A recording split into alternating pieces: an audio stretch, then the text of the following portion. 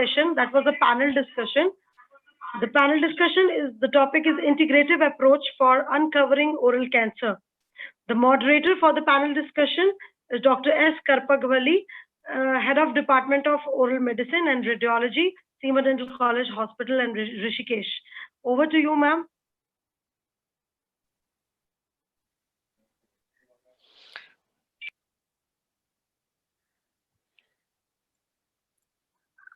Good afternoon. Am I audible?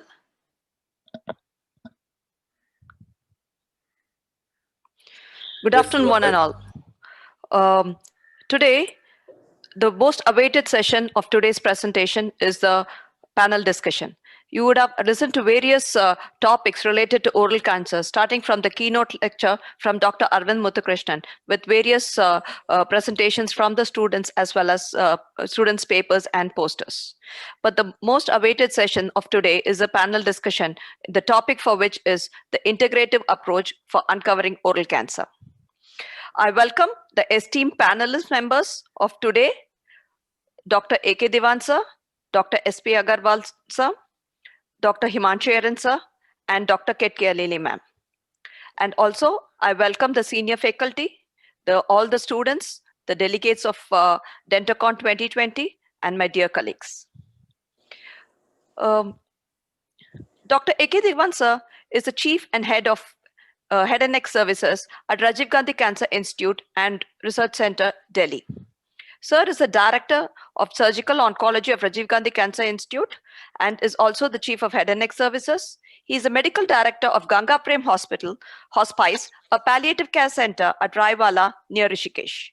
He is the editor of monthly newsletter of Rajiv Gandhi Cancer Institute. Sir is interested in the management of head and neck cancer patients, especially oral cancer. He is associated with our college, Seema Dental College and Hospital, in teaching and training programs of volunteers for palliative care. I welcome you, sir. The next panelist for today is Professor Satya Prakash Agarwal. He is an ENT surgeon and a senior oncologist and head and neck surgeon on head and neck cancer in All India Institute of Medical Science, Rishikesh. I welcome you, sir. We have our esteemed Director Principal and Professor and Head of Maxillofacial Prosthodontist and Oral Implantologist, Dr. Himanshu Eran sir, with us as the next panel member. Sir is an alumni of KGMC Lucknow and a NABH dental assessor and also been a past member of the DCI. Sir has a teaching experience of 30 years and is also a past president of the Indian Prosthodontic Society. He has around 180 publications in national and international journals. And Sir has been trained in Germany in implantology and has delivered around 80 keynote lectures.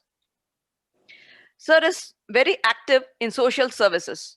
Actually, sir has been actively involved in palliative care and has been a very key person in providing prosthodontic maxillofacial prosthesis to the post-surgical patients, oncology patients in the area of Uttarakhand, especially Rishikesh. I welcome you, sir. The last panel member for today is Dr. Ketki Alili.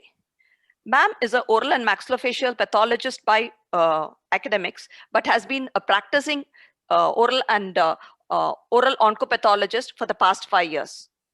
Ma'am is a founder director of Dent OPATH, Oral and Maxillofacial Pathology and Research Center.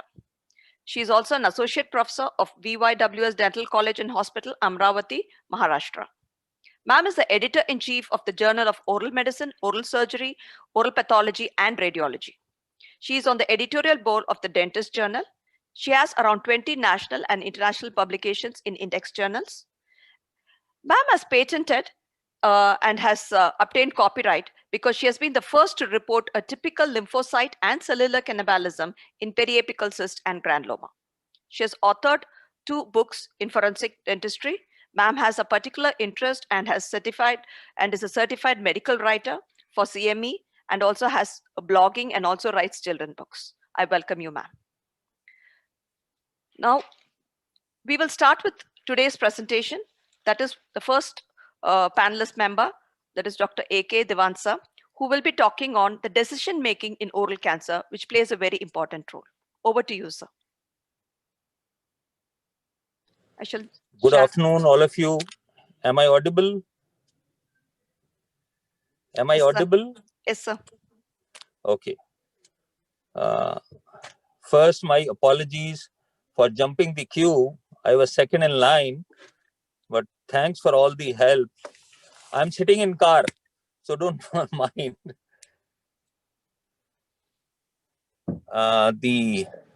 Today's topic is decision making in oral cancer. Next. Yes. India is the oral cancer capital of the world, and we see about 86,000 cases of oral cancer every year, and 144 deaths occur in a day. 6 persons die every hour. That is, every 10 seconds, we lose one patient because of oral cancer. We see much higher death rates in oral cancer than some of the other malignancies. It is because of the late diagnosis, late referrals, there's lack of awareness, and to some extent, 15 to 20% patients have metastatic disease. Next. I think I have to keep saying next so that you can. Yes, sir. The majority of the oral cancers we say are treatable but may not be curable. And the outcome depends on stage of disease, performance status, that is general condition of patient, age of patient, comorbidities, socioeconomic status, and of course, most important is tumor biology. Decision making is extremely important. And someone has rightly said, don't rush to treat a patient. Young docs kill their patients. Young doctors are always in a hurry to operate. And they led up with incomplete surgeries, and it is all because of the wrong decisions taken. And the old docs watch them die. Advanced cases, old doctors, the experienced doctors, they know when not to operate, and they'll probably give the patient palliative care, terminal care, and not just hurry up for surgery every time. So the best option for all concerned is to get it right first time. You imagine a situation when a surgeon says he has done a wonderful surgery. The flap is fine, but the patient dies on third or fourth post-op day. This has happened many times. That's not a good outcome.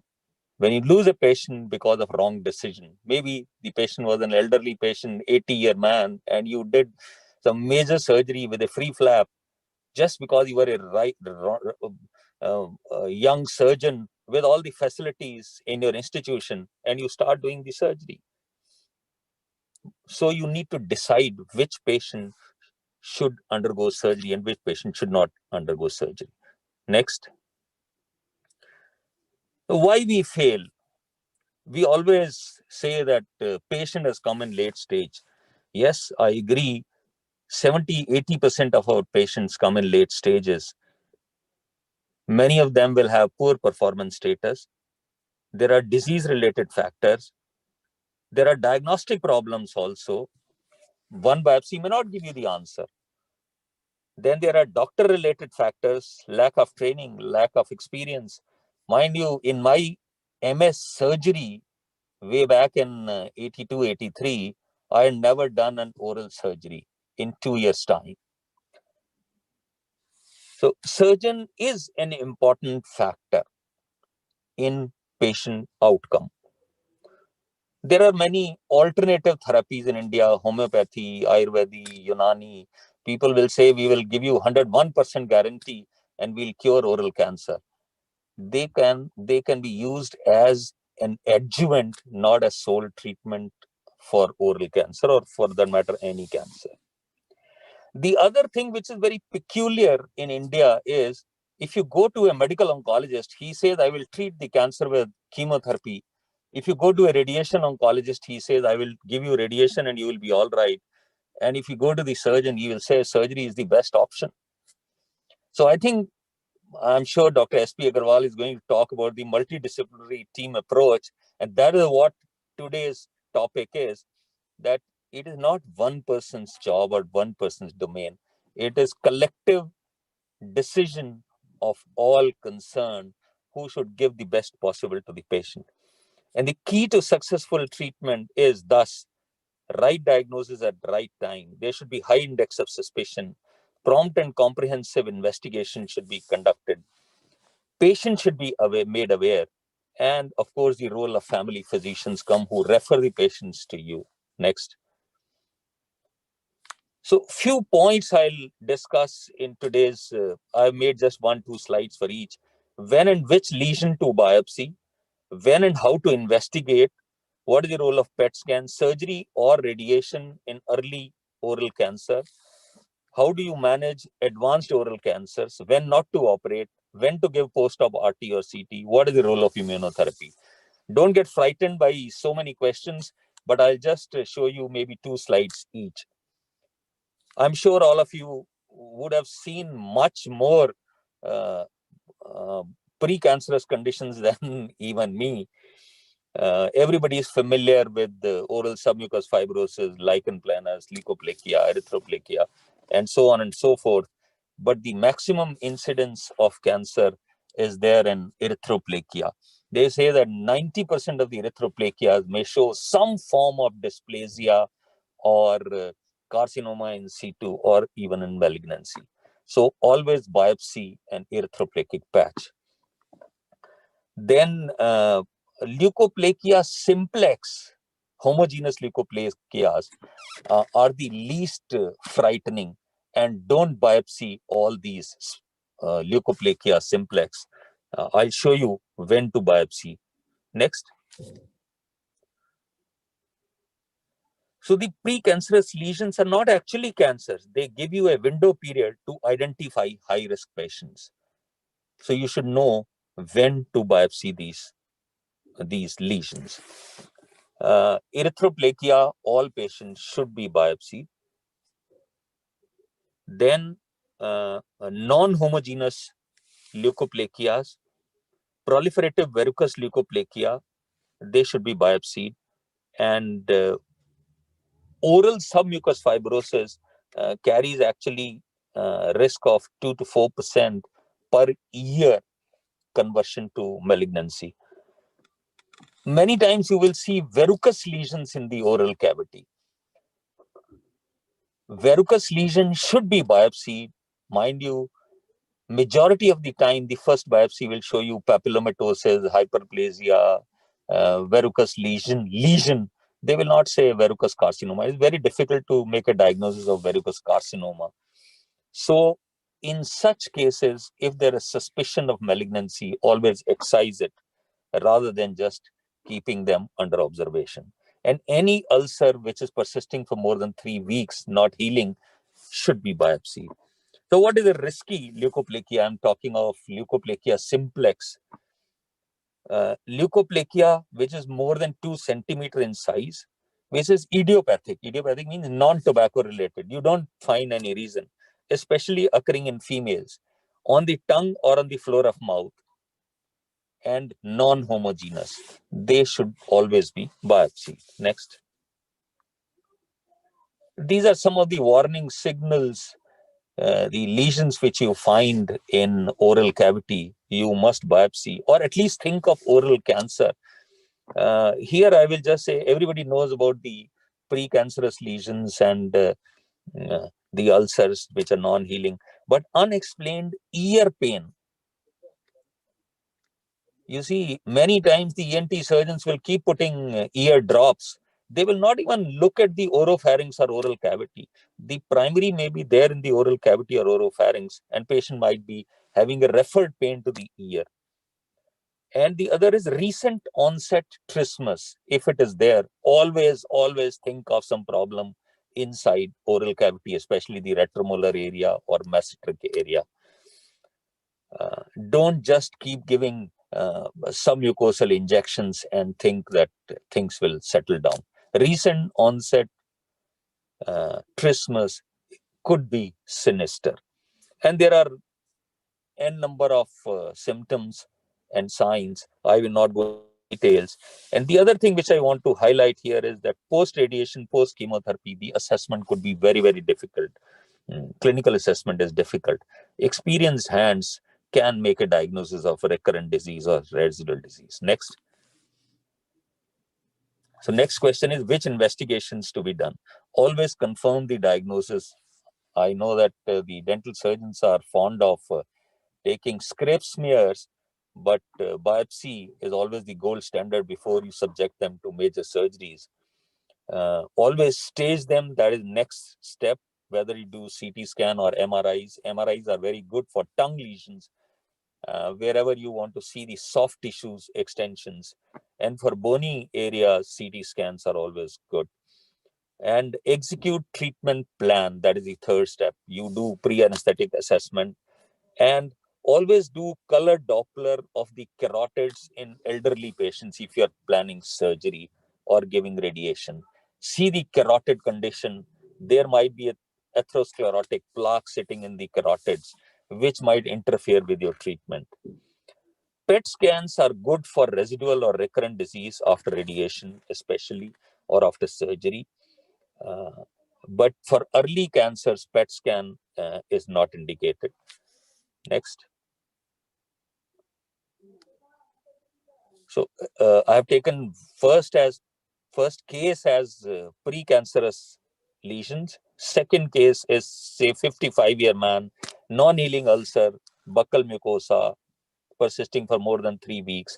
You will, of course, do the biopsy. But the question is whether we should do the surgery for this patient or give radiation to this patient. Because both of them can give you equal cure.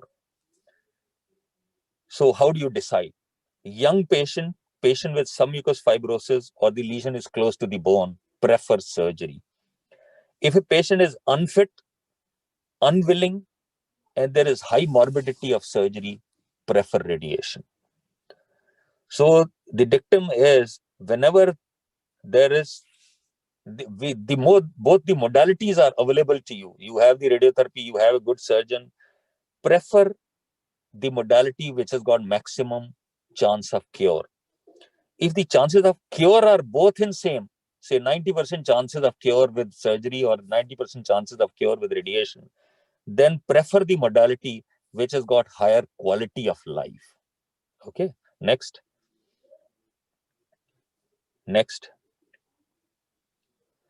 So the third question is advanced oral cancers. The treatment is multimodal. Only surgery or only radiation cannot do the job. So advanced oral cancer need to be treated with multimodal, means multiple modalities of treatment, and multidisciplinary team approach is required. There should be tumor board or multidisciplinary teams in cancer hospitals. The options are surgery followed by radiation plus minus chemotherapy. In borderline resectable cases, you can give chemotherapy first, downstage the disease, then do the surgery. And the other option is to give radiotherapy plus chemotherapy, a little higher dose. So you should know what is the intent of your treatment. What do you want to do? Next. Next question is when not to cut. An experienced surgeon, experienced oncologist knows when not to cut. Surgery करनी सबको आती है, कब करनी है ये भी सीख जाता है, लेकिन ये बड़ा मुश्किल है कि कब अपने हाथ बांध के रखने और कब सर्जरी नहीं करनी. So these are some of the points when not to cut. Supranotch upper sulcus cancer, upper buccogingival sulcus cancers remain hidden for a longer time, and the spread is mainly in the soft tissues rather than into the bones. Supranotch means the notch between the condyle and the coronoid process. If the lesion is extending above this, it is called supranotch. Try not to do the surgery here. Then internal carotid involvement extension to the nasopharynx, prevertebral fascia, the pterygoid plates are involved, skull base involvement is there. There is brawny induration. There are satellite nodules. This is not a case, the photo which I have shown, not a case for surgery. A patient who is medically unfit, poor performance status, unwilling patient, don't operate these patients. Next. So when to give post-op radiation?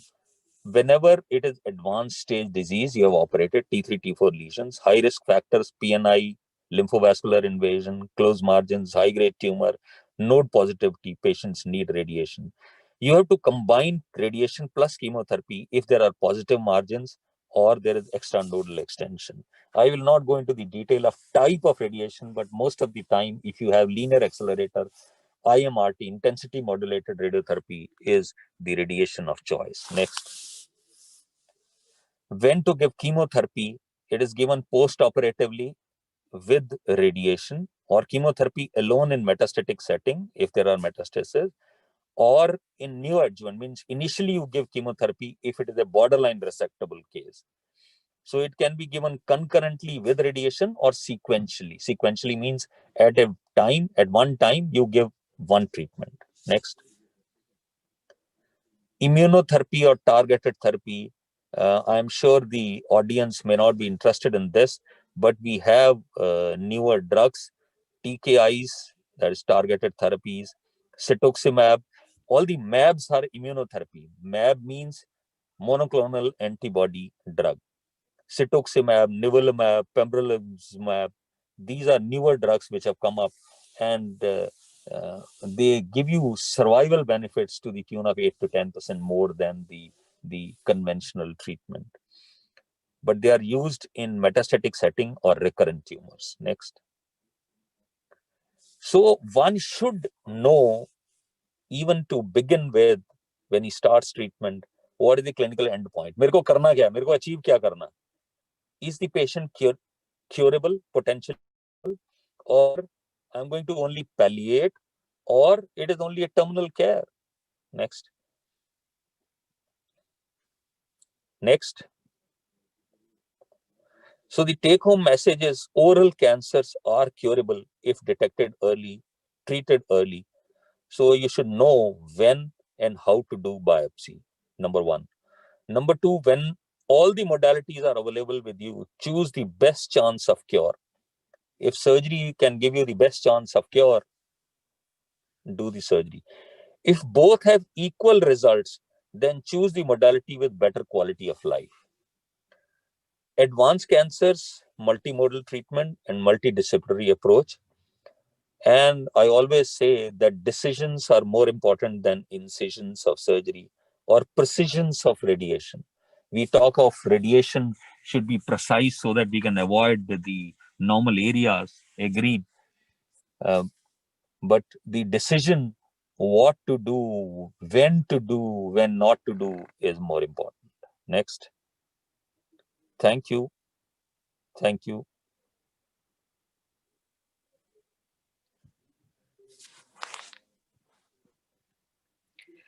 Thank you so much, sir. That was a wonderful presentation. Actually, sir has highlighted the most important aspect in oral cancer, that is the decision making.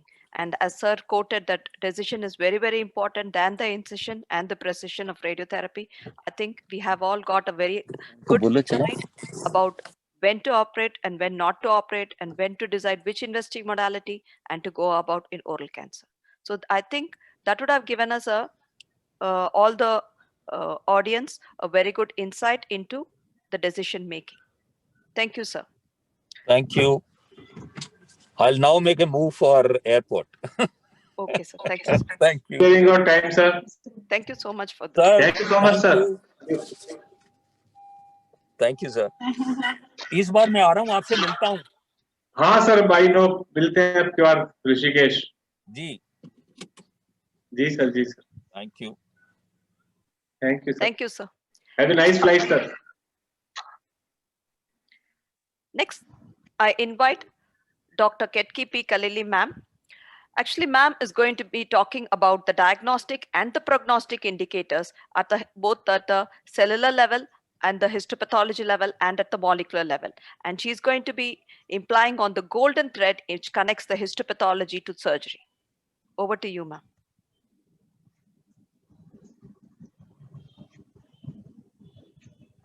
Ma'am, you're able to share the screen? Yeah, just a minute. I'm just trying to.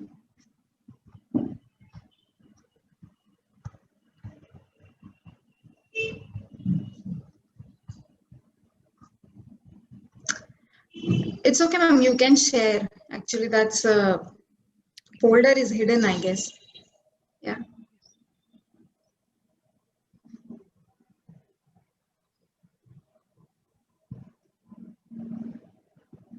Over to you, ma'am. Yeah. Good afternoon to all the dignitaries and to all the participants of DentoCon 2020. So my topic for today is decoding oral cancer inside out. So we'll have a tumor talk.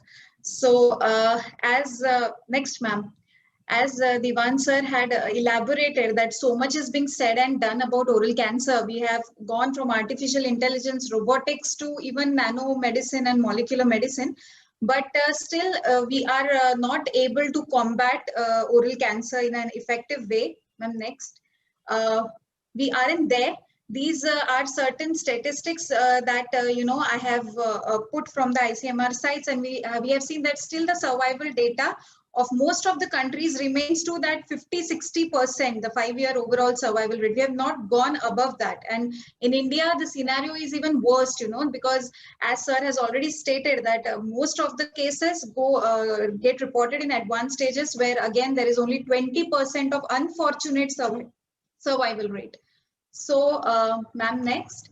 Where are we going wrong exactly? So what must be the next? The animations will come. Yeah. So maybe because now literature is our pioneer guide, and through literature studies, we have known that, that every cancer is unique. Every cancer will behave in a unique way. Although we know the basic staging, grading, everything about the cancer, but still nobody can vouch that this cancer will behave according to whatever is written.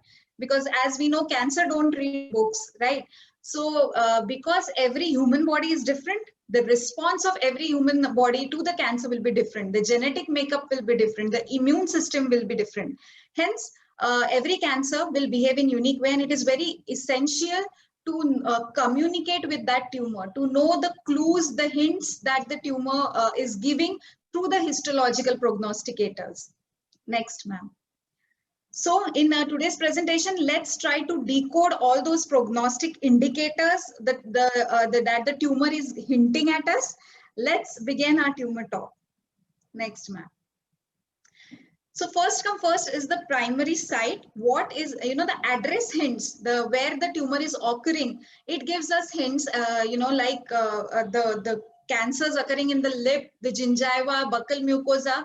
These cancers are known to have better differentiation grades. They are known to have better survival rates also, as compared to the cancers occurring along the tongue, the floor of the mouth, as well as the palatal tumors. Not just because our tongue and floor of the mouth are rich in lymphovascular supply, which can cause early metastasis, but also because of the inaccessible areas.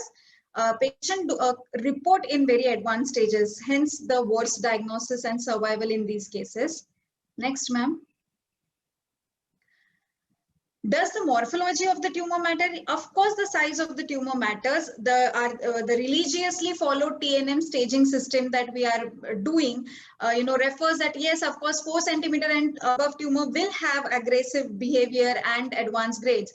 But that's not so. Recent thousands of studies have stated that tumor as small as 2 centimeter have also shown early metastasis and fatal outcomes. So there are a need of more sensitive markers, including tumor thickness and depth of invasion, which can really make it more reliable. Okay, so we will discuss it in next slides. Again, the presentation of the tumor, for example, exophytic tumors like verrucous carcinomas and papillary carcinomas are more better in prognosis as compared to the more deep-seated and ulcerated tumors, because the growth pattern is above and not infiltrating below. So they are known to be more better in prognosis. But again, you have to expect the unexpected when it comes to cancer, because cancer follows only one rule, that it follows no rules. Next, ma'am. So where to focus?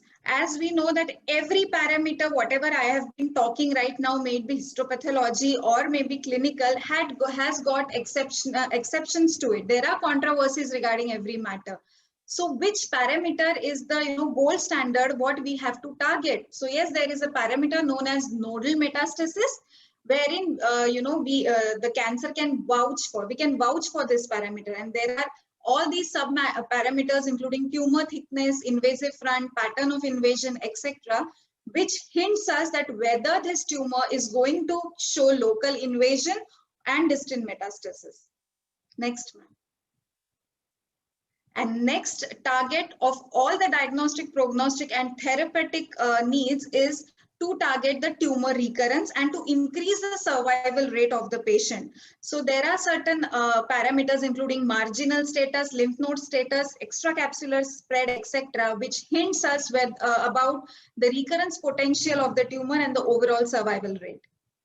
Next, ma'am, we will discuss all these in the coming slides. So first come first are the tumor grades or differentiation of cancer. It is the ABC of reporting oral cancer, and it is just not the most reliable thing, but in recent study of 2020, they have said that it is one of the most reliable marker for predicting the prognosis and survival rates in patient. So what actually is differentiation? Differentiation is evolution of a infant cell or a stem cell to its destination cell. For example, a stem cell becoming an epithelial cell, or a stem cell becoming a nerve cell, or a stem cell becoming a muscle cell.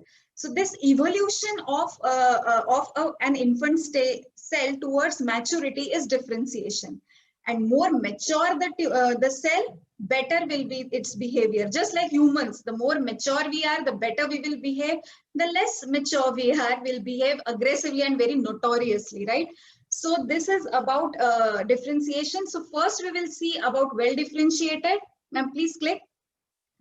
So in this carcinoma, we can see that malignant cells are still remembering their parent cell. They are all cohesive. Cohesiveness is one of the biggest property of epithelial cells. They are united.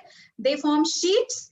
Secondly, we can see a lot of cytoplasm and less of nucleus here, and lot of keratin production. So keratin production is one of the basic things that we see in grading cancers, because keratin production is the functional differentiation of the cell. Second, ma'am, click. This is a moderately differentiated carcinoma and a poorly differentiated one, where we can see the cells are still remembering and resembling the epithelial cells. But here on the periphery, we can see that the cells are all blue, they are high in activity with lot of blue colored nuclear details. And this is of course the poorly differentiated carcinoma, wherein we just cannot say that it is an epithelial cell or what. The cells are all disintegrating. They're all blue in, more blue than pink, which denotes they're high in proliferation. Moreover, we can see bizarre mitotic figures. Mitotic figures denote high proliferative activity of the tumor cells. And we can see there is no keratin formation. So the grade of the tumor is high. Next, ma'am. Now coming to tumor thickness and depth of invasion, as I have told you that nowadays size of the tumor is not considered to be really reliable. There are more sensitive markers like tumor thickness and depth of invasion, which are to be reported to know the potential of the tumor to invade lymph nodes. Okay, so what is tumor thickness? Ma'am, please click. Tumor thickness is the distance between the superficial epithelium to the deepest point of the tumor invading island. This perpendicular blue colored line is showing tumor thickness, whereas depth of invasion, ma'am, please next, is the distance from the invading epithelial basement membrane to the deepest point of the invading tumor island. So these sometimes they are used synonymously, but what is more important is the depth of invasion, because it does not suggest that the tumor is aggressively invading the surroundings and deeper tissues, but also it says that now blood vessels in the reticular dermis, they are more patent. Hence, they are more capable of holding larger tumor emboli and carry them to distant organs. Hence, it is a very good predictor of lymph node as well as distant metastasis. There are many cutoff values for this depth of invasion and tumor thickness in various literature, the average being more than 4 to 5 mm. It is also said that the tumors showing depth of invasion less than 4 mm should be spared from the next surgeries. Next, ma'am. Next parameter is the pattern of invasion. Now, pattern of invasion is actually, a very, very good and strong predictor of the aggressiveness as well as the lymph node metastasis, also at the incisional biopsy level. So it is very much essential to report what kind of invasion the cells are showing. Moreover, pattern of invasion grading depends upon, again, the differentiation of cells. Like, more cohesive are the islands of malignant cells, better is the prognosis. Because as I told you, one of the differentiation pattern is of epithelial cell is cohesiveness. So more cohesive they are, and like more than 15 cells per sheet, better is the grade of the tumor and better are the chances for more than 50% of the survival rate of the patient. And worst pattern of invasion denotes, the cells invading individually or small groups of cells wherein not more than 5 cells are seen per group, okay, which are also known as satellite islands or tumor buds. And when these tumor buds are present, in vicinity to the main invading tumor island, okay, that not only denotes that tumor is de-differentiating, but it also denotes that the cells are getting higher motility power and they are able to cross the barriers more easily, and even micrometastasis can occur very easily in such cases wherein they are not even detectable on histopathology. So these carry relatively higher rate of tumor recurrence and treatment failure in such cases. Next, ma'am. This is an image of tumor buds. We can see a main island, and these are all small tumor buds, which are disintegrating from the main island. Next, ma'am. So I just, when I am talking about tumor buds, I just remember this, robot movie wherein, ma'am, next, wherein the main robot who was Chitti in this, he actually produced thousands of chittis around him. And even one chitti was, able to produce so much of devastation everywhere. So this is how is the concept of tumor buds also. Next, ma'am. Coming to the horses himself, that is the key parameter, which is lymph node involvement. So lymph node involvement, it is just not, seeing the lymph node under the microscope and reporting positive or negative. The assessment of lymph node involvement starts when the gross specimen comes to the lab, okay? Because here we have to report that how among all the lymph node removed by the patient, by the surgeon, how many nodes turned positive. On grossing itself, we can see large size and invasion and, the feel of the node, which is hard, etc. So on grossing itself, there is an indication and we have to report how many tumors are suspected to be positive, because this lymph node ratio has shown that, less than 0.1 value had, decreased survival, 3-year survival rate. So it is a key parameter, and just not the regional lymph node, but even the facial lymph nodes, when the cancer metastasized to even the malar lymph node or the buccal lymph nodes, even that involvement is related to the 50% reduction in the overall survival rate of the patient. Next, ma'am. Next parameter, again, an extremely strong parameter, which is a decision maker in not just knowing the distant metastasis or the survival of the patient, but also for knowing the adjuvant therapies the patient should be subjected to, is the extracapsular invasion. Extracapsular invasion is the spread of the tumor cells beyond the capsule. Now, any tumor cell remaining within the lymph node will have better prognosis, obviously, than going beyond the lymph, the capsule, because here the cells are set free then to go and metastasize at different locations. Okay, So now even extracapsular invasion is being graded, and it is seen that, you know, only the grade 3 and grade 4 tumors are that serious, you know, having a very less survival rate expected, and the cutoff value for which is about 1.7 mm. So 1.7 mm beyond the capsule of lymph node, if the tumor has spread, it is certainly going to show distant metastasis and about 40% of survival rates. Next, ma'am. Now, all these structures, you know, invasion in all of these structures or any one of these structure actually is a bad prognostic indicator, because it just doesn't indicate that tumor has got aggressive behavior as it is invading and infiltrating the structures, or it is just not the decision maker for radiotherapy, etc. But it directly is proportional to the survival rates of the patient. Ma'am, please. Lymphovascular invasion, as we all know, is a very, very strong and independent predictor for distant and loco-regional metastasis, where the tumor cells are invading the blood vessels and they are carried away to the course of blood vessels. When it comes, next, ma'am. When it comes to perineural invasion, so now American Joint Committee on Cancer have, you know, asked to compulsorily report perineural invasion in histological reports, because it is seen that about 30% of cancer showing perineural invasion are, you know, neurotropic.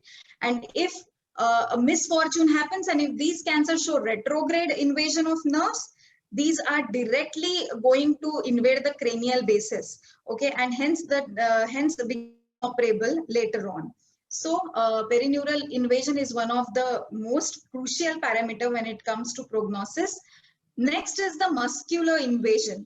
Now, muscle invasion or invasion of cancer cells in muscle sheaths is extremely important, because as we all know, muscles are having those cements and they're knitted very closely and strongly to each other. Second point is these muscles produce lactic acid, which are again, they again hamper invasion by cancer cells. Now, if cancer cells are breaking all these barriers and they're resisting even the acid production by muscles, that itself suggests that they have become so strong that they can invade any other structures. So that itself suggests a very high and aggressive behavior. And in recent studies, they have said that muscle invasion should be taken more seriously, even more than depth of invasion. Next is the bone invasion. When it comes to bone invasion, we all know advanced stages of cancer show bone invasion, and hence AGCC have said that irrespective of the size of the tumor, if there is infiltration of medullary bone by malignant cells, it has to be treated like stage 4. Especially if the tumor cells are in the vicinity of mandibular canal, or if they are invading the mandibular canal, they have got 70 to 80% propensity for distant metastasis, and they are directly lowering the survival rates of the patient. It is not true with gingival tumors, which are just showing the superficial erosion. It holds importance when there is, you know, medullary bone invasion as well as mandibular canal involvement. Next, ma'am. Yes, there is another parameter, which is salivary gland invasion. Now, these are all VIP structures, okay, salivary gland, neural tissue, etc. And, you know, the power and the strength of bone, the malignant cells is being assessed. So there are not many reports on actually what happens if there is salivary gland involvement. But of course, you know, if there is remnant salivary acini present in that particular tissue, marginal tissue, which is showing dysplasia, those cases are bound to recur. Hence, it is very important to remove all the residual dysplastic glands with the tumor. Coming to superficial skin involvement, Dr. Diwan sir have shown many inoperable cases having superficial skin involvement. So yes, it is one of the gravid and morbid sign of oral cancer. If the cancer cells involve the superficial skin, the median survival period of that particular case is expected just from 1 month to 21 months. So these are actually terminal cases of oral cancer. Next, ma'am.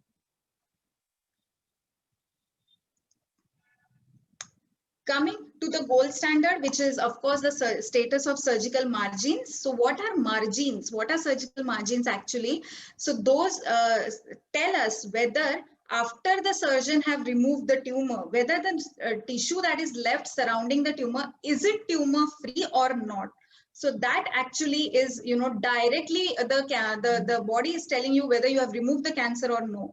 But again, there are issues like micrometastasis and which can cause tumor recurrence again and again.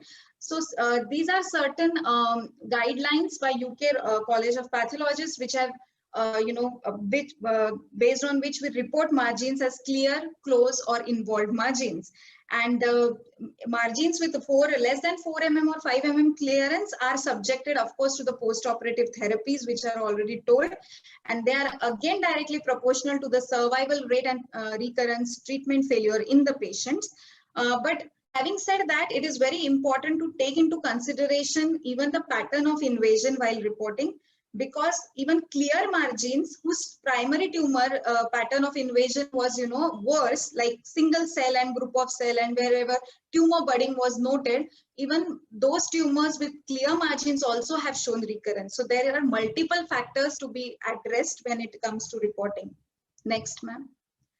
Distant metastasis, there is, there is not much to elaborate on. Of course, it is one of the terminal factors in oral cancer. Cancer showing distant metastasis have got a very poor and hopeless prognosis.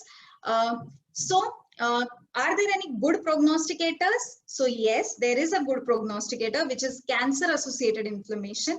So as we all know, inflammation, that means primarily, which is lymphocytic and plasma cell inflammation, have shown very, very good prognostic indicator, you know, like better the density of lymphocytes around the tumor, better is the survival rate of that particular case, because the anti-tumor properties of lymphocytes, the cell, especially the T cell, which are known to kill the cancer cells actually. Moreover, Langerhans cell, even CD68 markers in such cases, Langerhans cells are also known to cause cytotoxic effects in tumor cells, thereby killing the tumor cells. So high density of inflammation is a very good prognostic indicator, and the cases have also shown better responses to radiotherapy. Next, a newer parameter in this prognosticator is cancer cannibalism. What is cancer cannibalism? So cannibalism is a cell eating a cell, like a human eating a human is a cannibal. So similarly, a cell eating a cell is cellular cannibalism. So when does this cellular cannibalism take place, and what does it indicate? Cellular cannibalism indicates that the tumor is so much proliferating at such a high rate that it is getting devoid of nutrition. It is not getting nutrition to grow to that extent or to that to its potential. So what cancer will do? Those cells will start extracting nourishment from other normal cells in the body. So they directly engulfs the lymphocytes and other normal epithelial cells. They will derive nutrition from them and will increase in size. So that is how more the cellular cannibalism is observed under microscope, poorer is the prognosis and high is the proliferative rate of that particular tumor. Next, ma'am. Now coming to the molecular expression of the markers, actually we need not go for IHC every time when it comes to oral cancer, because histopathology is what is supposed to be the gold standard. But still there are few markers which I would like to tell, like epithelial growth factor receptor marker. The name itself suggests that it is growth factor for epithelial cell. So obviously, when there will be increased growth factors for epithelial cell, the cancerous cells will increase. Okay, they will not die. So apoptosis is not there, and thereby the survival of those cancer cells will increase. Hence, more is the expression of EGFR, higher is the grade, and worse is the prognosis. Second is the beta-catenin. Now, beta-catenin is a cell adhesion molecule. Okay. So as we all know already that, epithelial cells, one of the most important factor in differentiation is cohesiveness. They are all united. They hold their hands tightly through desmosomes. So when there is loss of beta-catenin or this desmosomal protein, obviously these cells are going to disintegrate and become motile at a very fast rate. Hence, more, lesser the beta-catenin expression, more will be the aggressive behavior of the tumor, and more will be the metastatic potential of the tumor. Then comes hypoxia inducing factor, which is HIF alpha. So again, this is a hypoxia indicator marker. As I have already spoken, that when the tumors are increasing in size, they are getting devoid of nutrition. Hence, there is the environment of hypoxia. And hence, when hypoxia marker goes up, that means the activity of the tumor is really high and it is going to reach its advanced stages. Next marker is vasculoendothelial growth factor receptor. The name again itself is self-explanatory, that it is the marker for growth of blood vessels and lymph vessels in that particular tumor. Hence, more is the expression of VEGF, more is the lymphoangiogenesis of that tumor, more that tumor has got propensity for distant and local spread itself. So this was about the markers. Ma'am, previous slide. Actually, I have also put this image which is showing the epithelial mesenchymal transition of cells. Like it is said that how does the tumor cell invades the stroma? So tumor cell acquires property of mesenchymal cell to invade the mesenchyme, which is known as epithelial mesenchymal transition. And at that point, these epithelial cells show all the markers of mesenchyme, including all those snail and slugs and everything. So even targeted therapies are coming which are trying to block the epithelial mesenchymal markers in the cancer cells. If that is achieved, we can control the cancer before its invasion only. So hence, expression of these markers is very crucial when it comes to IHC reporting of the cases. Next, ma'am. So to conclude, I would like to put this point that it's just not about the multidisciplinary and the tumor board approach, which is extremely needed, of course, but also we have to customize the treatment of that particular cancer case depending upon all the histopathologic and clinical parameters, because one shoe cannot fit every leg. And hence I feel that we need to listen to the tumor very carefully and observe all the clues and hints what they give. Just listen, every tumor talks. Thank you.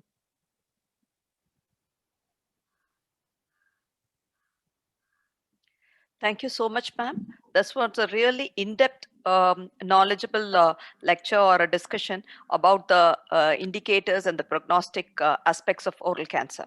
I think everybody would have in the audience would have gained a lot of knowledge, and especially, ma'am, you spoke very well explaining the 8th recent AJCC classification, which is very, very essential for all of us to know, because a lot of additions have come to the AJCC recent classification of TNM classification, and ma'am has covered it very well. And I hope all of you had gained a lot of aspects and insight into it. The next panelist for today, thank you, ma'am. The next panelist for today is Dr. SP Agarwal, sir. Over to you, sir. I shall be sharing the screen.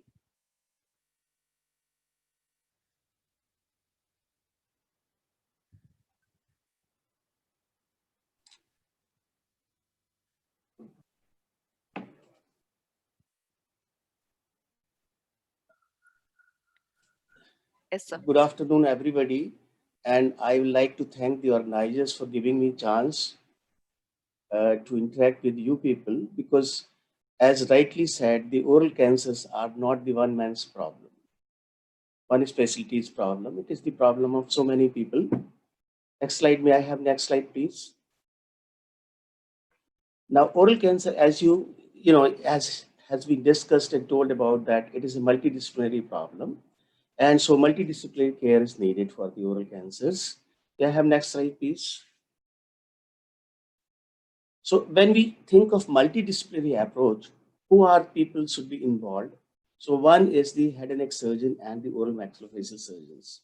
So whose baby it is? The oral cancer is the baby of the oral cancer, oral and maxillofacial surgeons, or head and neck surgeons. This is always a problem we discuss. So for me, it is whosoever get the patient first should be the team leader of the multidisciplinary board. And then the radiologists, they have very important role, pathologist, dietitian, oral pathologist, family physicians, prosthodontist, medical oncologist, that all has been discussed. Next slide, please. Now, when we talk of the integrated approach, when should we start integration? That's a very important thing. When should be, and how should we integration proceed? Now, to me, the integration should start at the level of residency program, because residency program is nothing but are the habit making years. So if we develop the habits of integrating with other specialties, this will go very long way with the, in the life. As Dr. Diwan was saying, that everybody knows how to operate upon, then there are very few people know when not to operate upon. So it takes 5-6 years to learn how to operate upon or when to operate upon, but it takes whole life to learn when not to operate upon. And we should have a combined teaching program for the residents and the students of the dental, medical, and the residents of oral maxillofacial surgery, head and neck cancer surgery, ENT surgeon, and general surgery. Next slide, please. So the integrated approach means the health education and public awareness first. That is how we can reduce the burden on the healthcare system. And that also requires the integrated approach because everybody has something to say. Then oral self-examination, to me, it's a very, very important thing. And madam, if you can just show the video for the oral self-examination. Yes.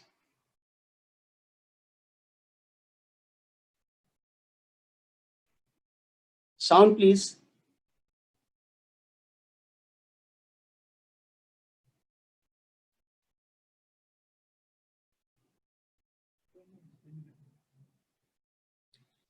See, he's palpating the lips, examining the lips, then examining the cheek, buccal cavity, palpating the buccal cavity, cheek. Then he will palpate the alveolus, upper alveolus and the lower alveolus. Then will palpate the floor of the mouth, examine the floor of the mouth, ventral surface and the dorsal surface of the tongue, palpate the tongue. So this is very important message should go to the public that they should do while they are brushing in the morning, should examine the oral cavity.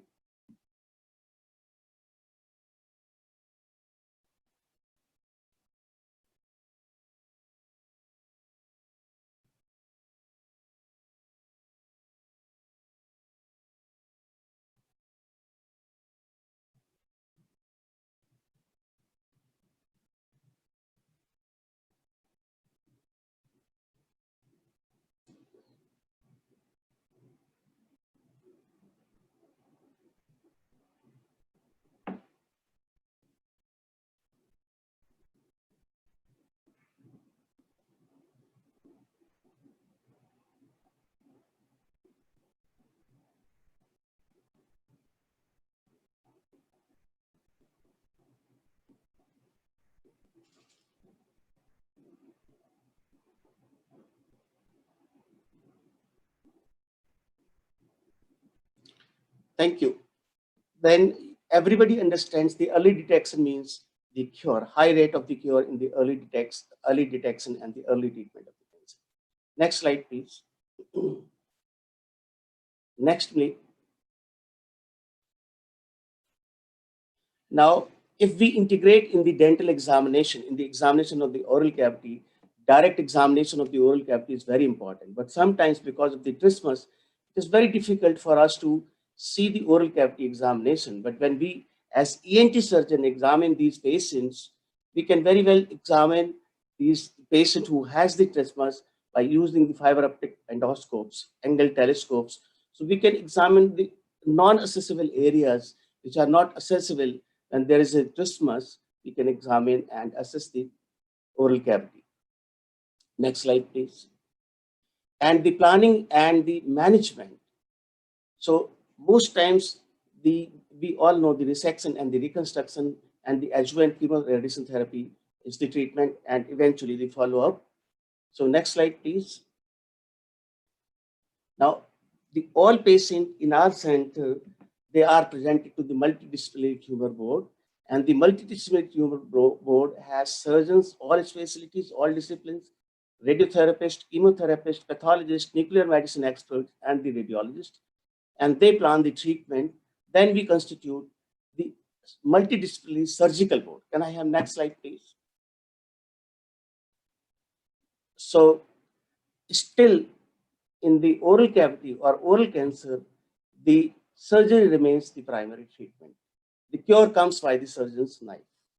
Surgery remains the primary treatment, and then surgery, if R0 resection, nothing is needed, or sometimes we need the reconstruction. It should be a near total anatomy restoration and the physiology restoration, because speech and swallowing is very, very important.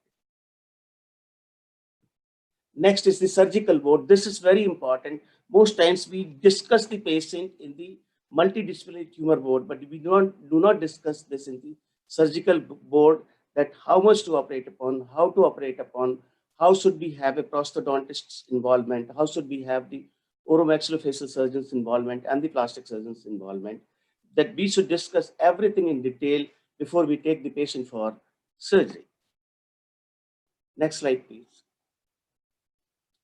So this is what we mean by the integrated approach. Head and neck surgeon and oromaxillofacial surgeon, they are not alternative to each other, but are complementary to each other. And we should be, so that we have already discussed who should be the decision makers, the patient, the surgeon or the physician who is getting the patient should be the decision maker. Next slide, please.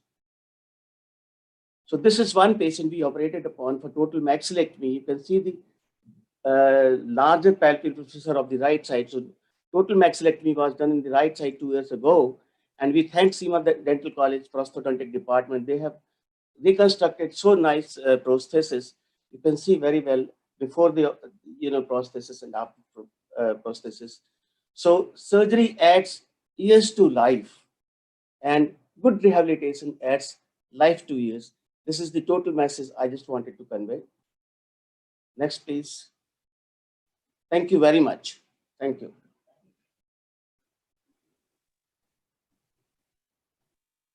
Thank you, sir.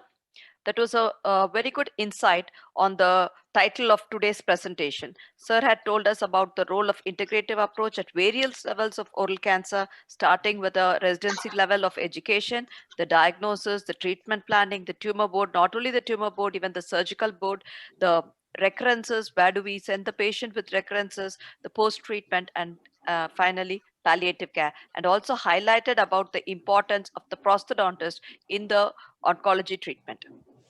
Thank you, sir. Next, I call upon the most important aspect of today's talk, that is the maxillofacial prosthesis or rehabilitation following the oncological treatment. I call upon Dr. Himanshu Erin, sir, to start with this presentation. Over to you, sir. Thank you, Dr. Kapawali. Good evening, everyone. First of all, on the behalf of organizing committee, I would like to thank Dr. A.K. Dewan sir. In spite of busy schedule, he could spare some time for us. And I am highly thankful to Dr. Ketki for giving us the microscopic presentation of cancer, which is very important in diagnosis and treatment planning. And I am very thankful to Dr. S.P. Agarwal sir. I know he is a very busy surgeon of AIIMS Rishikesh, and he could spare some time for us. And he has told us the integrated approach for the taking care of cancer patient. Actually, I am here as a maxillofacial prosthodontist, and on behalf of SEMA Dental College and Hospital Rishikesh, I extend my warm greetings once again. And my concern is the prosthodontic rehabilitation of maxillofacial defects. What I mean to insist, when a patient is suffered from cancer and he has been treated by surgeons, he has been treated by radiotherapist, chemotherapist, and he has been cured, cancer has gone. But what is the problem?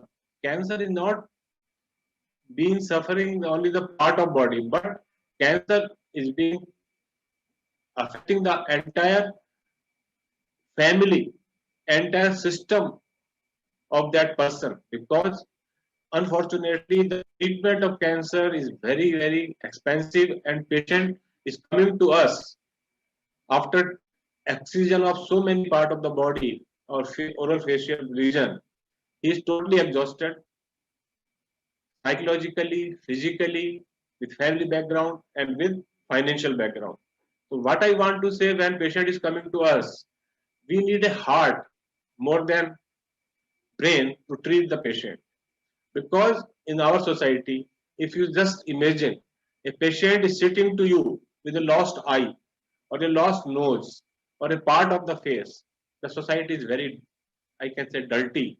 Is not ready to accept this thing. And I know surgeon has done best to save the life of patient, because life is much more important than looks. But simultaneously, when a person is living in a society, the look also matters. When a person is losing something, some part of the body, he become anesthetic. His function of speech is affected badly. He can't speak properly. He can't masticate properly. And here the role of prosthodontics comes. And I will like to insist, as Dr. A.K. Devan sir and Dr. S.P. Agarwal sir said, this is a board of tumors.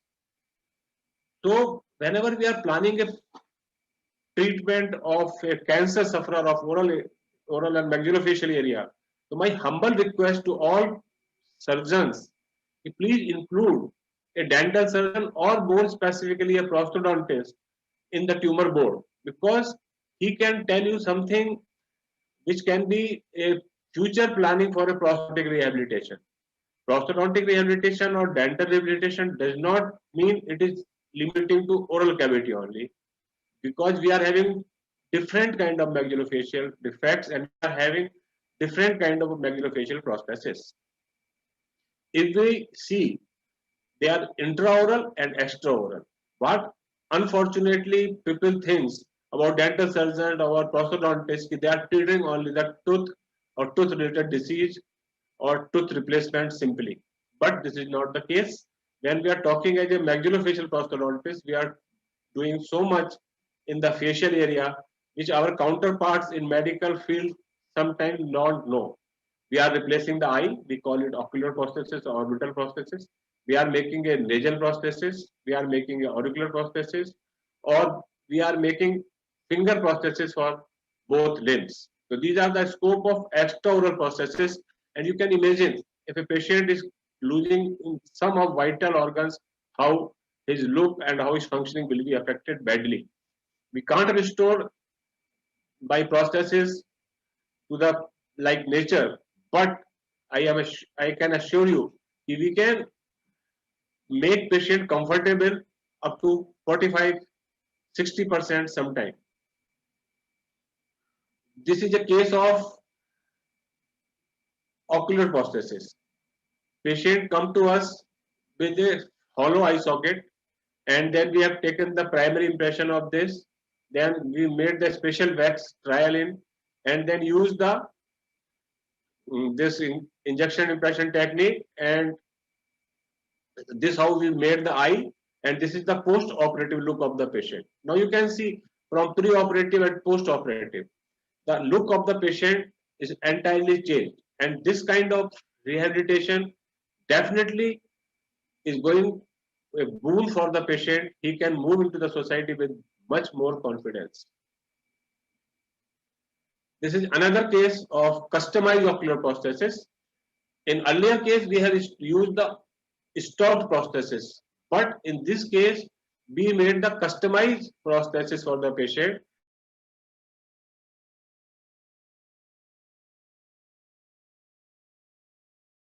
And you can see the pre-operative and post-operative, and I'm very happy.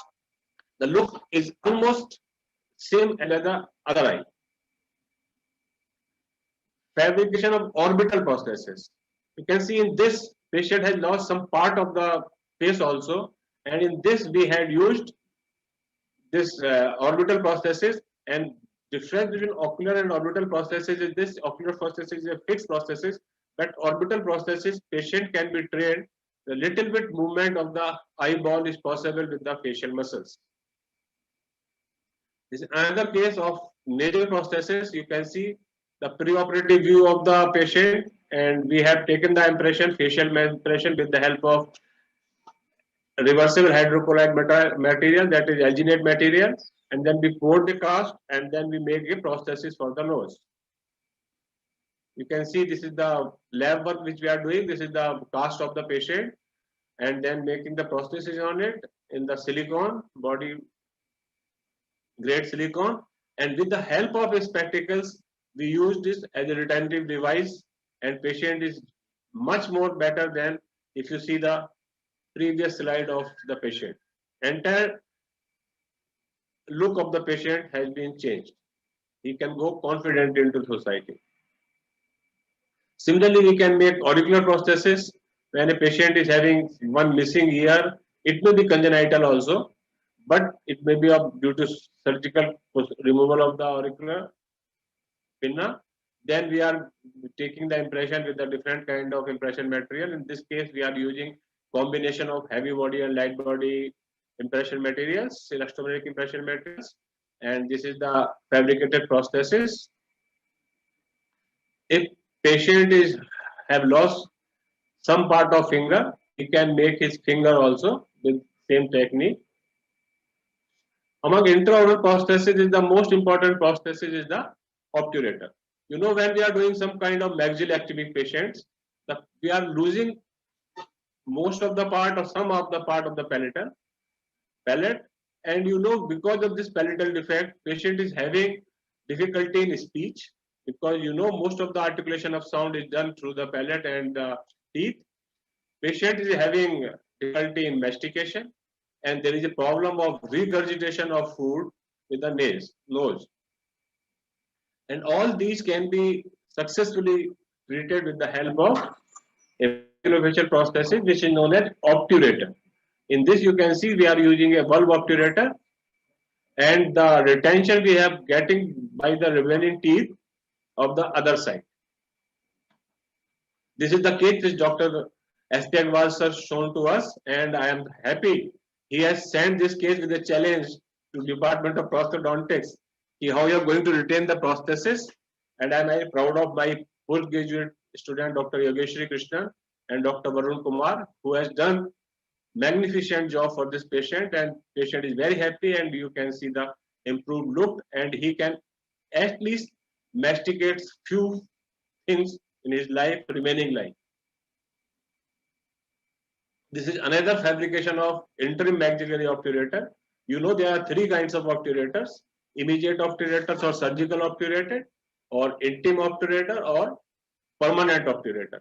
At the time of the surgery, we are doing fabrication of obturator, that is called surgical obturator, and that is why I told in tumor board a prosthodontist should be there, so that he can take pre-operative X-ray to make a surgical X-ray, surgical obturator, which is a good help for a patient, not only for mastication or to control the regurgitation of food, but it can be used as a healing device also. It can carry the medicaments if required for the healing socket.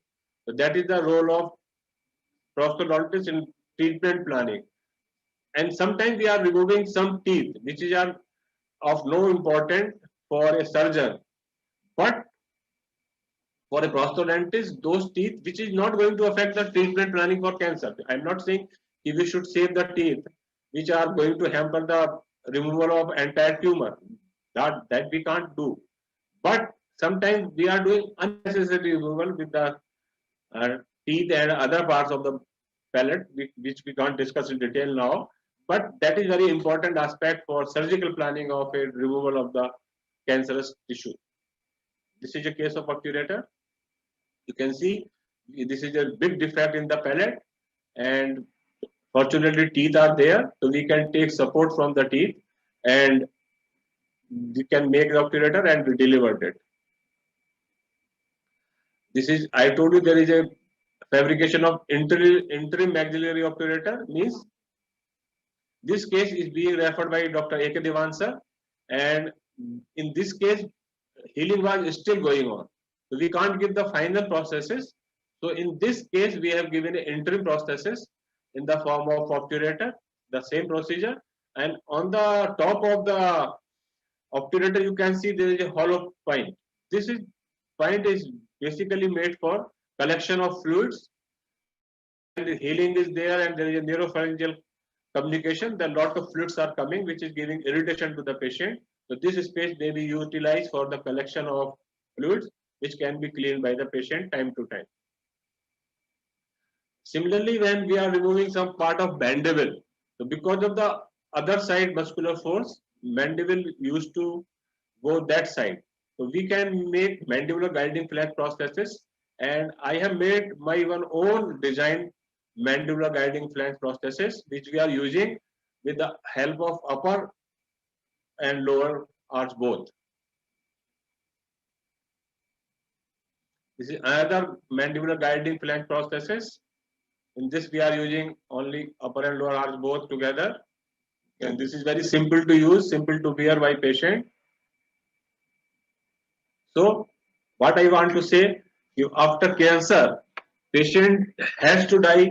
His life expectancy is very less, but quality of life is equally important. Life itself. We can add quality to the life by use of such kind of prosthodontic rehabilitation. Thank you. Thank you so much, sir. That was a very good lot of pictures of lot of patients showing us that the importance of the maxillofacial prosthesis in the treatment of oncology patients. As sir said, the surgical team or the oncology team and the radiotherapist, the chemotherapist, the medical oncologist, they are all going to take care of the disease, primary disease, and the nodal involvement and the physical aspect of the patient. But the emotional aspect of the patient is also very, very important, and the functional aspect in which the rehabilitation plays a very important role. So thank you so much, sir, on giving us a very good insight on it. And as we from the region of Uttarakhand and Rishikesh, we have a lot of patients, especially because of the Ganga Prem Hospice and the association with the AIMS Rishikesh with SP Agarwal sir and with AK Diwan sir. We do have a lot of referrals coming to Seema Dental College, and maxillofacial prosthesis is being actively done. And sir has been a very important person in making a lot of changes in these patients' life. Thank you so much, sir. Now we'll keep the panel open for discussion. I have few questions from the audience. There is one question that is there a role of HPV and oral cancer? I think ma'am would be the right person to give us an insight on that. Ma'am, Yeah, that's a very yes, that's a very good question, because as I went through my slides, I got to know that yes, I have not written, I have missed HPV and oral cancer. So yes, there is definite role of HPV in oral cancer, but there are mixed reports right now, because HPV usually is showing well differentiated tumors. Okay, but having said that, when any cancer is associated with a particular etiology, for example, tobacco related cancer, oral cancers, so they are known to be treated likewise, and they are showing good results when it comes to recovery rate, etc. In contrast to idiopathic cancers, Diwan sir has also enlightened this point, which are having no particular tobacco related etiology, so they are showing a poorer prognosis. And these are contrasting results, but most of the studies right now are reporting that HPV related cancers are well differentiated. Okay, ma'am. Thank you so much, ma'am. Any other panelists want to add on that? Yes, ma'am. As you said, HPV plays a very important role. From an oral physician aspect, I would definitely say that it has a very important role in oral cancer. And HPV has to be evaluated in case with oral cancer. The next question is, what is procedural anxiety? I think SP Agarwal sir, if you could take up that question from one of the audiences. Procedural anxiety to the surgeon or procedural anxiety to the patient? I think they Who are you asking? They have not elaborated on that, sir. But I feel it is the procedural anxiety to the patient. Both has the anxiety. Yes, sir. Both has the anxiety. We have the anxiety that how can we do it and how can we achieve this, and the patient has the anxiety. So there is the role of the oncopsychotherapist and the role of the surgeon. And there are the formal care providers and informal care providers. Informal care providers are the family members, the NGOs, and the friends. So they can, control the anxiety of the patient. If we talk more about that, yes, you will have something good outcome after the therapy. Okay, sir. Thank you, sir. So there is a question in the chat box from one of our PG students, Dr. Yogeshwari. What is the success of implants in patients after oncosurgery and radiotherapy, be it extraoral or intraoral implants? Should we do it? Will it integrate with bone equally well? And if we should plan, how much time shall we wait after surgery or radiotherapy? So basically she is asking when would be the right time to go in for the maxillofacial prosthesis following a surgery or a radiotherapy? And is it let it be an extraoral prosthesis or an intraoral prosthesis? And is it really essential that we should go ahead? How to take the decision on that? Sir, SP Agarwal, sir. Sir, you're muted, sir. Yes. See, to be honest, the moment, as soon as the bone heals, that's the best time for the prosthesis. So we discuss everything before we take the patient for surgery or radiation therapy, and once the healing occurs, that's the right time for the prosthesis. Yes, sir, I would like to add something. Actually, when we are talking of maxillofacial prosthodontics, and most of the time we have lost amount of tissue is to bigger extent. And for putting implant, we need a good and healthy bone. And as you rightly said, we can put as early as possible, because we have to put implant for retention for external prosthesis or internal prosthesis both. And especially when we are talking of nose prosthesis and we are talking of ear prosthesis, so we can very much use the implant supported prosthesis, or we can use magnet also. We can also use magnet to retain the prosthesis. The timing of putting implant, as you rightly said, as early as possible as the healing of bone occurs. Thank you, sir. Sir, what about post radiation, sir? When is the right time to go ahead with the prosthesis? So, and actually, during radiation phase, we should not put the prosthesis. And after radiation, I think we should wait minimum 5 to 6 months. That after that only we should put the implant, because Fibrosis. treatment is doing radio necrosis, and sometimes it is very difficult to put implant in that. Yeah, there is also fibrosis of tissue in sometimes, so patient has difficulty in opening. So we have to wait at least 5 to 6 months for putting implant on if patient was on radiotherapy. Yes. Thank you so much, sir. Ma'am, there's another question about the cells. Is there any temperature difference between normal cells and cancer cells in the human body? Maybe they would like to know if it can be detected with some thermography or anything like that. They've not asked that. I'm just adding on that question, but I think basically people would, I think the person who has put up the question would like to know, is there any thermal difference, temperature difference? Ideally, I have not come across the studies, but if we apply logics to it, so malignant cells are highly active cells. So they are continuously generating energy molecules, and they're continuously generating so many, enzymes, etc., which may lead to increase in temperature of those cells. So yes, I think a good area of research, maybe the person who has asked might be undertaking that topic for the study. Yeah, because mitotic activity is really high in yes. cancer cells. And continuously the endoplasmic reticulum and all generating so much of energy that maybe the temperature has to go up. So it has some logic to it. The one study which one of my PG senior had carried out was on electrical properties of the cancer cells.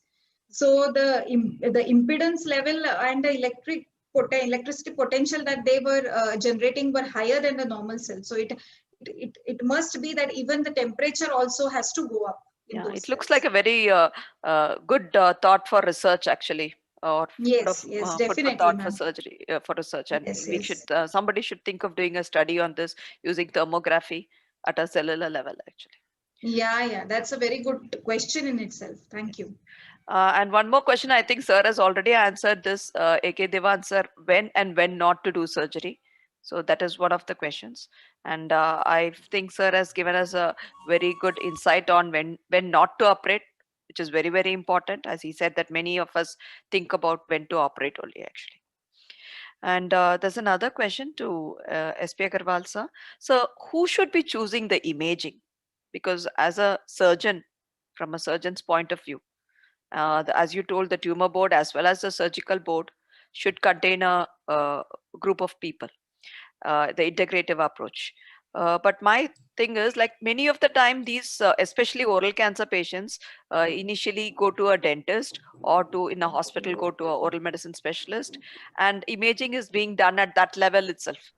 So do you think it's right from our point to choose the imaging, or only the surgeon should be doing, or at whose level, who should be thinking about that? Because patients also have to go through some hospitals are very keen that everything has to be repeated again where the surgery is done. So can you please put an insight or your opinion on that, sir? Now, once it comes to our mind that what the imaging, we should think what we want to know by imaging. So there are two things we want to know by imaging. One is the extent of the disease, and second is the nature of the disease. Like the malignancy causes the inflammation of the cells. So when we order the CECT, means contrast enhanced computerized tomography, means that inflammation will pick up the dye. So there will be chances of false positive reports, and there will be the chances of false negative reports. So we have to use these imaging techniques very judiciously. Now in our setup, we are using ultrasonography, intraoral ultrasonography for tongue tumors, base tongue tumors, and the oral tongue tumors. A hockey sepet probe is available now, which is superior than MRI, which we have been thinking that yes, MRI is superior for the soft tissues. Now we say for at least for tongue, the hockey sepet probe ultrasonography is superior. So that imaging system should be used. And it should be economical as well, no, sir, since it's an ultrasound compared to the MRI. I think we lost sir to the signal.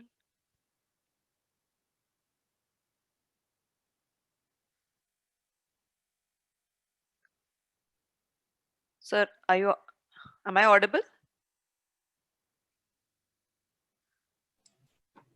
It should be economical as well as, no, so this ultrasound, yes, compared to the MRI. Thank you, sir. There is another question. Is there a role of this chair side procedures, ma'am, like maybe brush biopsy, exfoliative cytology? Because I think AK Devan sir's talk said that biopsy is a gold standard, and I think we all agree on that. But is there a role for this other chair side procedures like brush biopsy or FNAC or exfoliative cytology, or even the chemiluminescence, the Visilite, the golden blue staining, the vital staining methods? Do you can you put some? Yes, of course. I mean, they are not the gold standard, but of course, for knowing the most representative areas and all, as ma'am, you can also elaborate on them. Vital staining does play a lot of role because you know, especially when biopsies are received from the just passed out surgeons or you know, inexperienced clinicians. So at that time, what happens? The representative area doesn't come into the biopsy. And then the reporting really becomes very difficult. So for knowing the exact the site where the malignant cells are showing highest activity is the most representative site, which can be known by the toluidine blue staining and the spectroscopic methods also. First you can just know the site, and then you can go for traditional biopsies.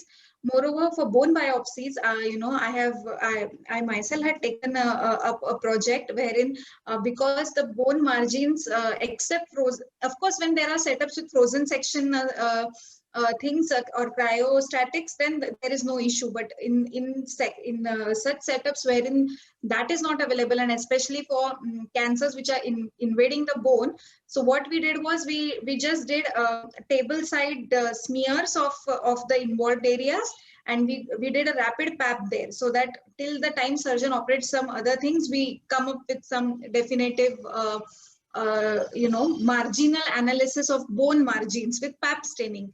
So the results are good, but still we have to go and review for intraoperative bone margins with pap staining and smear cytologies, I think. Thank you, ma'am.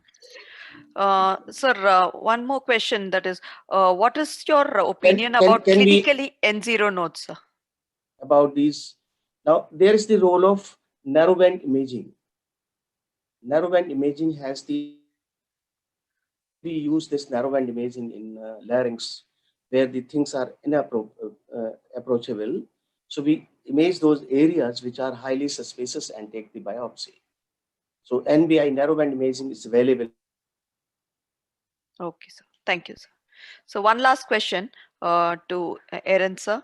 Sir, as you are also a palliative care person, there is a question about pain management in oral cancer. Pardon, So- tell me again. Pain management in oral cancer. Yeah, that is very right, because in India, morphine is a banned medicine. And Especially they have asked for terminally ill patients when Yeah, yeah. treatment is hardly done. So they have put up a actually, question the that role of palliative care is very important in the terminally sick patient. And I am very happy to tell you, with the help of Ganga Prem Hospice and Yes, Dr. sir. A.K. Diwan sir, Seema Dental College and Hospital is playing a very vital role in palliative care.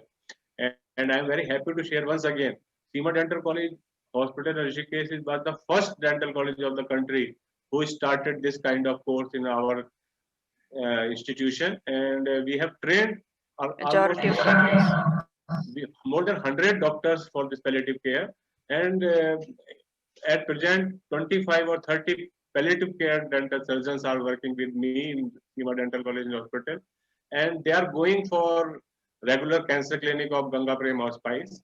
They are going to regularly Ganga Prem Hospice Rayawala, and they are going to for home care also, because sometimes patient is sick and up to the bed only. So then not only patient, but his family also need moral support. And my team is doing a good work for this home care. And regarding pain, we have to manage pain with the help of potent analgesics only. And I by telling you, morphine is a banned drug, and there is a good fight between the palliative care team and the hospital administration of the state. We should allow at least morphine for the terminally ill sick patient of cancer, and we are working on it, and we are taking good care of terminally ill patient with the help of you all. Dr. Karpawali is also a palliative care doctor. Thank you, sir. Thank you. Thank you all. That was the end of the questions. That was a very good discussion, and lot of knowledge has been gained by all the participants, and it was a very good and in-depth discussion, panel discussion as well. Though A.K. Diwan sir could not stay with us till the end of the session, as sir had an important agenda and had to leave the place. So thank you once again. Dr. S.P. Agarwal sir, Dr. Himanshu Aaron sir, and Dr. Ketki ma'am.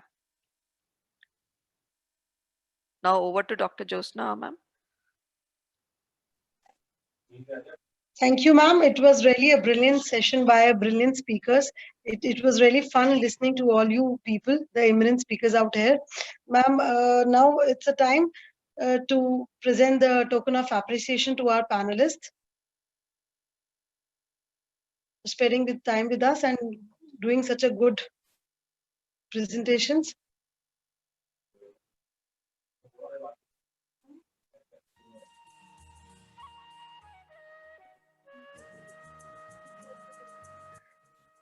Thank you, Dr. A.K. Diwan sir. It was a wonderful session. We thank you, Dr. S.P. Agrawal, sir, also. Sir, the presentation was really awesome. The cases you have put in was really good. Dr. Himanshu Eran, sir, as the mentor and our guiding light. And Ketki, ma'am. Thanks for clearing so many doubts, ma'am.